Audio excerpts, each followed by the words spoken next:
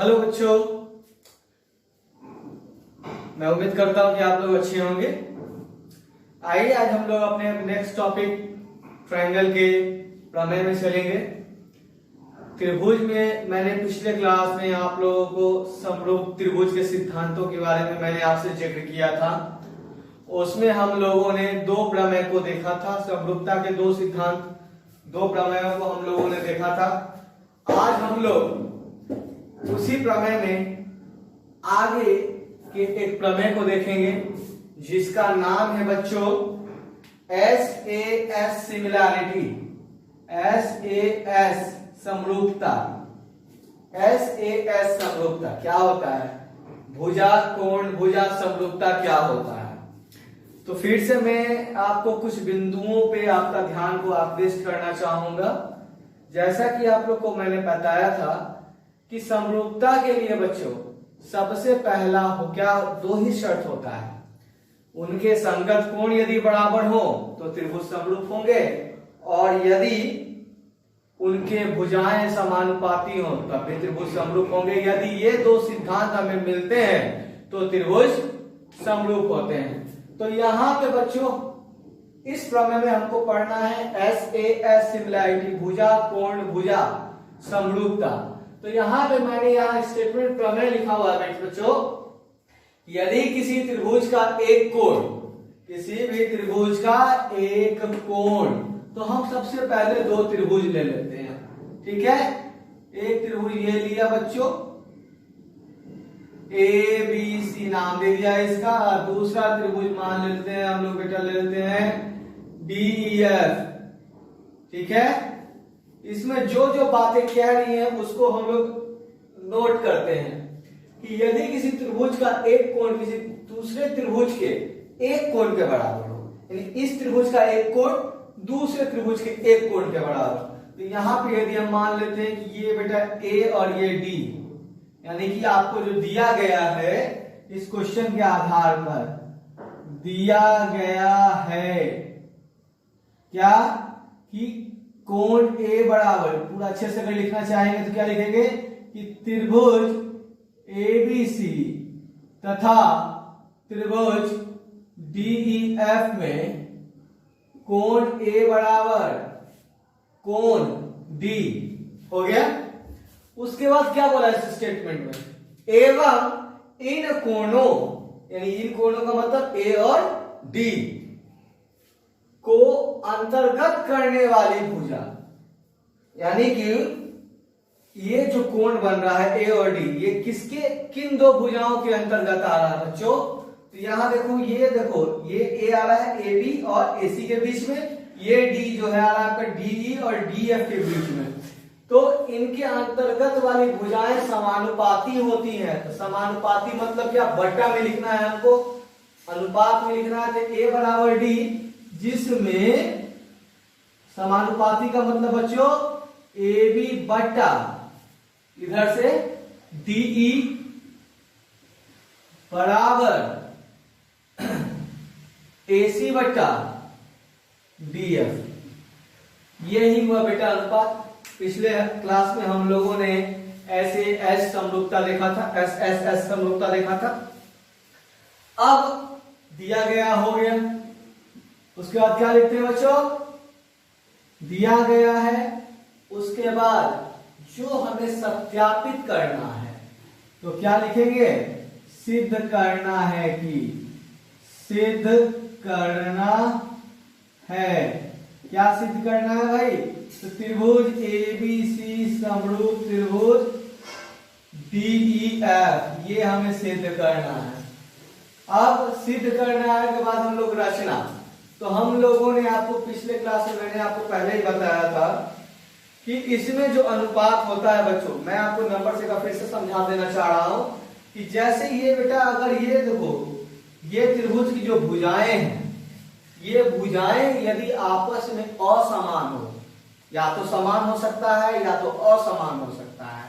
असमान का मतलब क्या हुआ बच्चों कि एक त्रिभुज का भुजा छोटा हो सकता है तो दूसरे त्रिभुज का भुजा बड़ा हो सकता है। एक त्रिभुज की भुजा दूसरे त्रिभुज के बराबर हो सकती है ना? तो ये जो बेटा आपको दिया हुआ है ए बी बटा डीई बराबर ए सी बाई डी एम।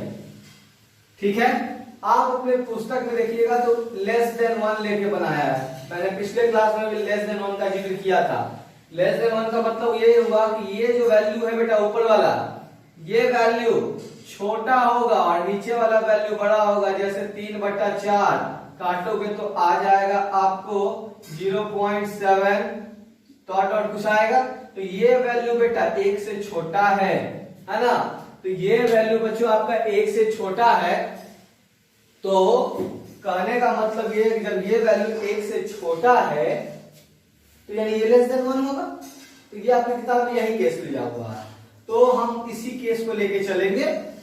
मैंने आपको पिछले क्लास में एक इक्वल टू का केस भी समझाया था, इसको भी हम लोग चाहते हैं इक्वल टू के केस से बना सकते हैं। तो सिद्ध करना है, लिख दिया, उसके बाद क्या लिखते हैं बेटा हम लोग रचना।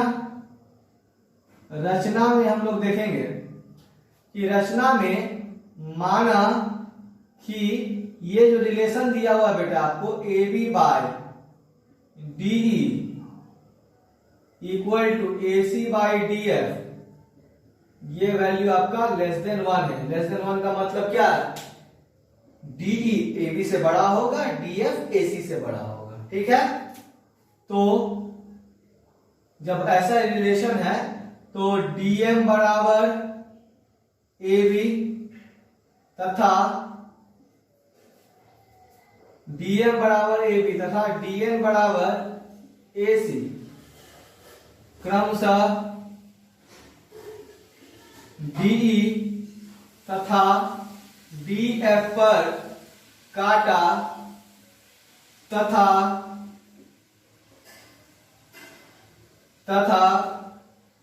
एमएन को मिलाया।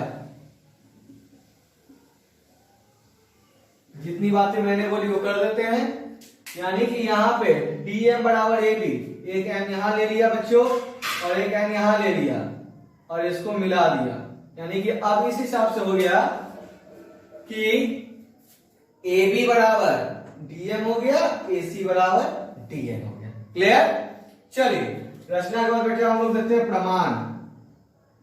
प्रमाण तो त्रिभुज ए बी सी तथा त्रिभुज डीएमएन में ये दो त्रिभुज जो बना गया, तो एबीसी में बेटा देखो ए बी बराबर डीएम किस आधार पे, रचना के आधार पे, है ना।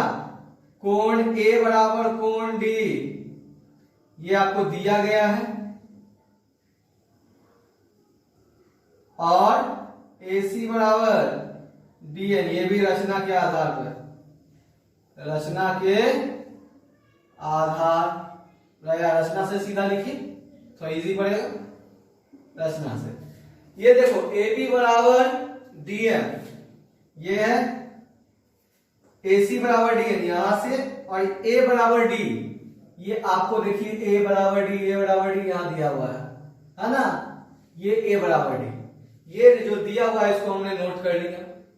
अब इतना करने के बाद तो यहां देखिए भुजा, कोण, भुजा, ये जो त्रिभुज है बच्चों, त्रिभुज ए बी सी सर्वांगसम हो जाएगा त्रिभुज डीएमएन के किस नियम के तहत, एस ए एस सर्वांग समता अभिगृहित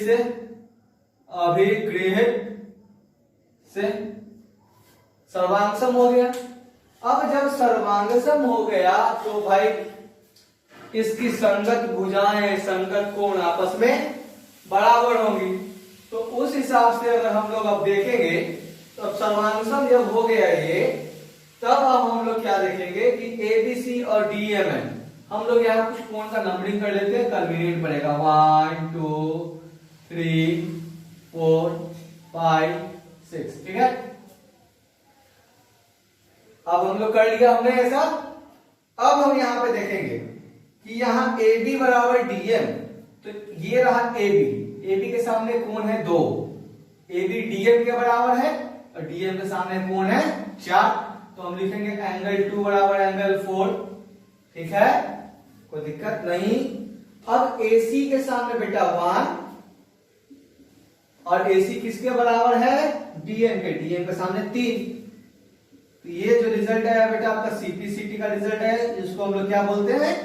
corresponding part of congruent triangle. Okay, अब हम लोग जो अनुपात पुनः या अब यहां पे हम लोग इसको 1 मान लेके छोड़ देते हैं, इक्वेशन 1। अब हम लोग को दिया गया है बेटा AB by DE equal to AC by DF दिया हुआ है, या इस AB को बेटा हम लोग यहां से DM से रिप्लेस कर सकते हैं और AC को DM से। तो रिप्लेस कर देंगे हम लोग। AB को बच्चों किससे रिप्लेस करेंगे? DM से, DM बाई DE, और AC को DN से, तो DN बाई DF। यहां लिख देते हैं कहां से रिप्लेस हुआ है? रचना से। कोई दिक्कत नहीं, ये वैल्यू रचना से रिप्लेस कर दिया हमने। अब जब ये रिप्लेस हो गया तो अब हम यहां पे देखेंगे, फिर से याद कीजिएगा थेल्स का विलोम में क्या था कि DM by DE, DM by DE, DN by DF। तो जब इस प्रकार का रिलेशन आ गया तो उस हिसाब से बच्चों ये जो Mn है वो किसके समानांतर होगा? तो यहां लिख देंगे क्या? देयरफॉर थेल्स के विलोम से, थेल्स के विलोम से Mn समानांतर EF। जब बच्चों Mn और EF जब समानांतर हो जाएगा तो देयरफॉर एंगल 3 बराबर एंगल 5, एंगल 4 बराबर एंगल 6। ये क्यों होगा बच्चों? जब समानांतर है तो ये संगत कोण बनेगा, है ना? ये जब ये Mn और ये EF आपस में समानांतर हैं तो ये संगत कोणों का युग्म बनेगा। ठीक है, अब इसको मान लेते हैं हम लोग इक्वेशन नंबर 2। 1 और 2 को कंपेयर करेंगे 1 और 2 से। ठीक है, मैंने लिख दिया। अब यहां देखिए बच्चों, यहां 2 बराबर 4 है और यहां 4 बराबर 6 है, यहां 1 बराबर 3 है, यहां 3 बराबर 5 है। तो जब कंपेयर करेंगे, जब चलिए पहले इसको लेते हैं 1 और 3 को, 3 और 5 को, तो 1 3 के बराबर, 3 5 बराबर, इसका मतलब क्या? 1 बराबर 5 तथा 1 बराबर 5। अब इसको लेंगे 2 और 4, यहां 4 और 6, इसका मतलब क्या? 2 बराबर 6, 2 बराबर 6। ठीक है, ये रिलेशन आया। तथा अब इस रिलेशन के बाद एक यहां देखो, ये रहा बेटा आपका 1 नंबर, ये रहा 5 नंबर, 2 रहा ये रहा 6 नंबर। यानी कि त्रिभुज ABC में, त्रिभुज DEF में 1 बराबर 5, 2 बराबर 6, ये कोण बराबर 1 5 2 6। और तथा दिया गया है कि कोण A बराबर कोण D, A बराबर D, तो आपको यहीं पे दिया हुआ है।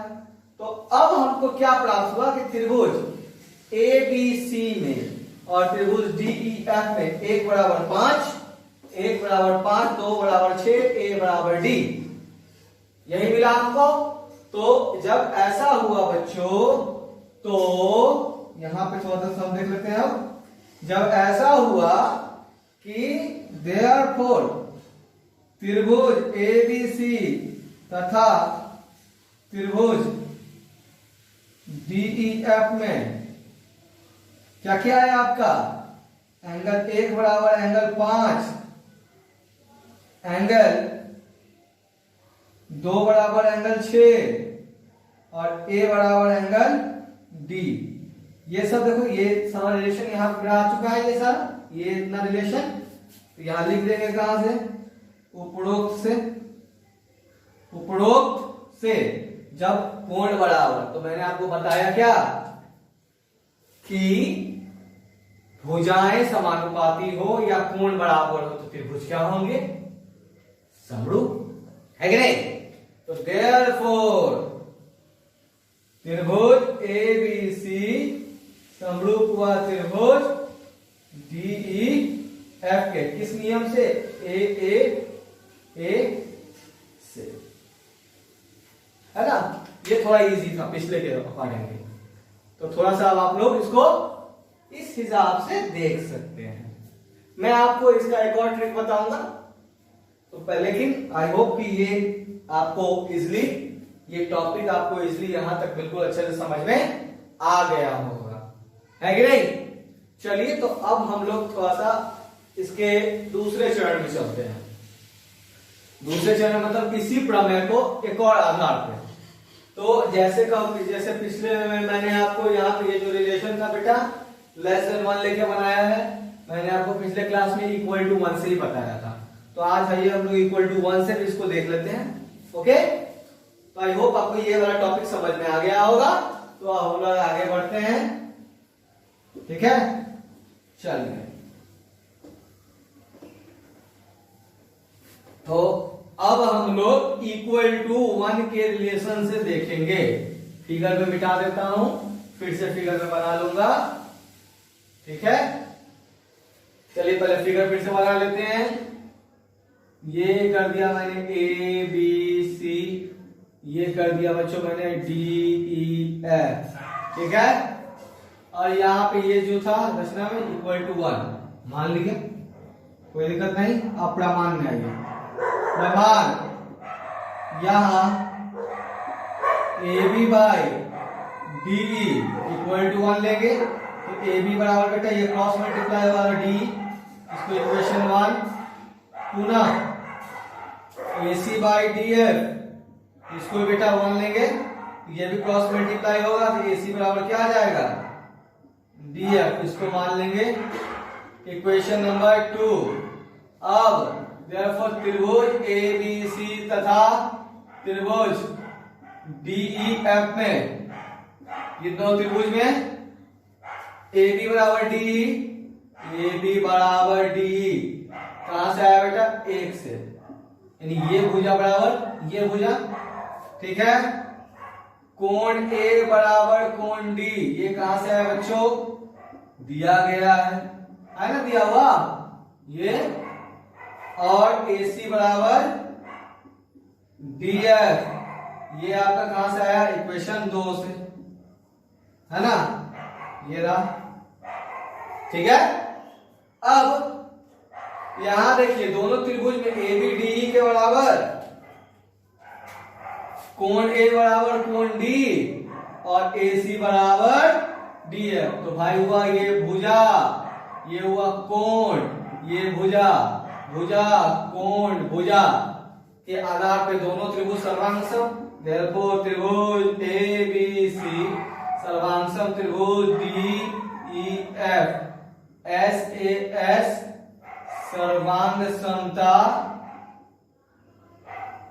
से, और दुनिया में जितने भी चित्र सर्वांगसम होते हैं बच्चों वो समरूप होते हैं।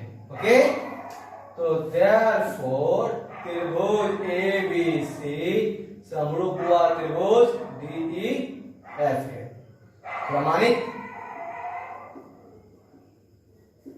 तो इस प्रकार से भी इसको बनाया जा सकता है, ठीक है? तो ये चीज हमेशा ध्यान रखना है कि दुनिया में जो भी फिगर, जो भी चित्र, जो भी ज्यामितीय चित्र आपस में सर्वांगसम होंगे बच्चों, वो आपस में समरूप भी होंगे। तो इस चीज के तहत भी हम लोग इसको बना सकते हैं कब? इक्वल टू 1 के हिसाब से, लेस देन 1 लेंगे तो उसके पीछे वाला। ओके, तो इस तरह से आप लोग का सर्वांगसमता का समरूपता का 3 प्रमेय, और उससे पहले थेल्स का विलोम और समरूपता का ये 3 प्रमेय, टोटल 5 प्रमेय हो गए। तो मैं आपसे यही बार बार रिक्वेस्ट कर रहा हूं कि आपको अगर प्रमेय समझने में दिक्कत होगी तो बेटा आपको दिक्कत पूरे आपको एक्सरसाइज में हो जाएगी। तो आप इस प्रमेय को बिल्कुल बारीकी से, बिल्कुल अच्छे से देखें, मैं आपसे रिक्वेस्ट करूंगा। और यदि आपको समझने में कहीं दिक्कत आती है तो किसी भी प्रमेय में, तो वो आप वीडियो को रिपीट कीजिए, दोबारा देखिए, डेफिनेटली आपको समझ में आएगा। यदि उसके बाद भी आपको दिक्कत होती है तो आप कमेंट करके अपना क्वेरी या मेरा व्हाट्सएप नंबर पे आप अपना प्रश्न को डाल सकते हैं। तब तक के लिए आप अपना ख्याल रखिए और पढ़ाई पर ध्यान दीजिए। Take care, bye bye.